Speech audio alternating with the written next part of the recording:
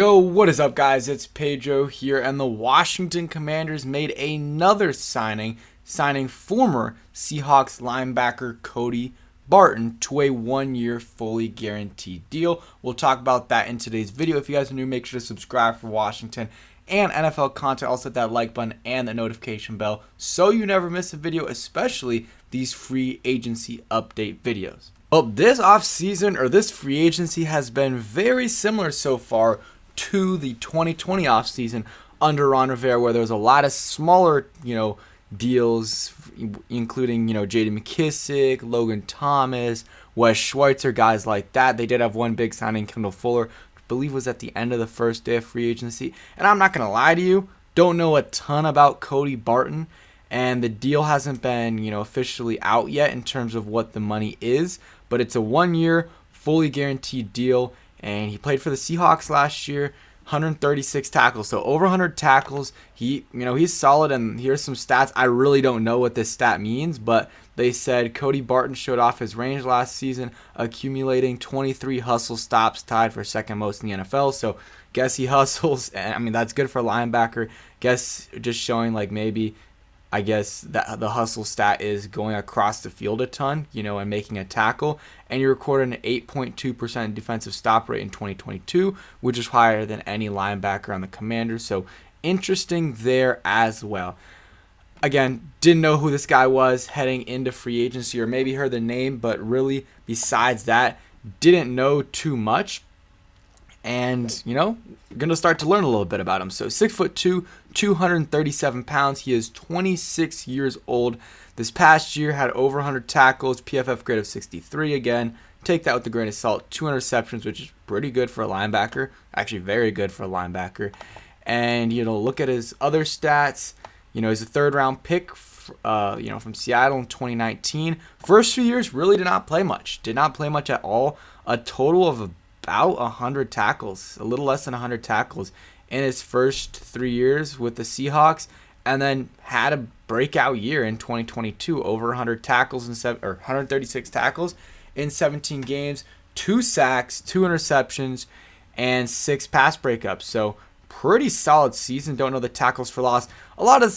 There's a decent amount of Seahawks fans saying that he was solid, showed some flashes, and is pretty good.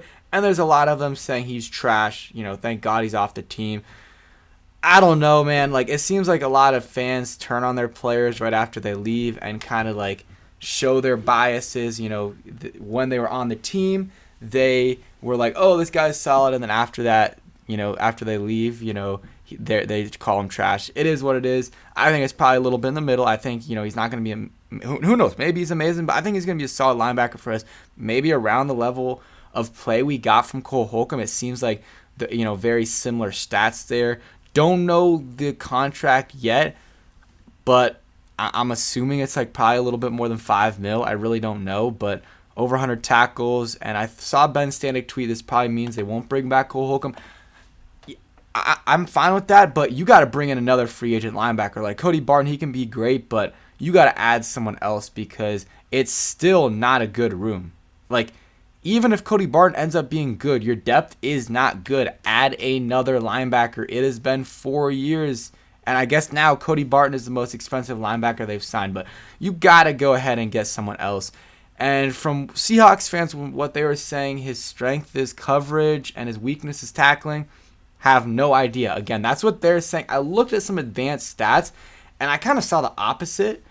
Some of these stats are wrong sometimes in terms of who they give blame to, but I saw he had allowed an 85% completion percentage when thrown towards him, and he allowed he had 0.7% missed tackling percentage, which is amazing.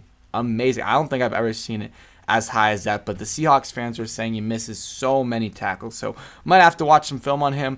But it's a one-year deal with a guy that he has potential. Third-round pick, and played, had a breakout year in 2022. Still very young. I like signing guys to second contracts instead of third or fourth contracts. Younger guys that, are still have room to grow. Someone like Cody Barton, who didn't have a lot of, he didn't play a lot his first few games. Also, another good thing, very healthy from what I see right there, 65 games in 4 years, missed 1 game in 2021, and that is it. So that is a plus, and that's all I can give you guys. Don't know too much about him. We'll learn more as we get on, as it goes on, and I'll give you guys an update. Maybe I'll just put it in the title when they announce what the contract is. Again, probably in that, I would say probably in that $5 to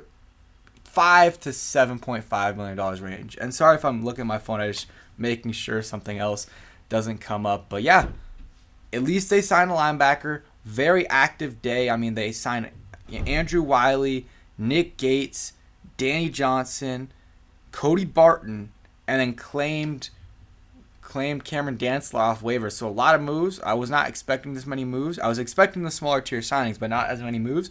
We'll see what they continue to do. I am excited. So that's it for today's video. Hope you guys did enjoy. If you did, hit that like button, subscribe if you guys are new, and peace.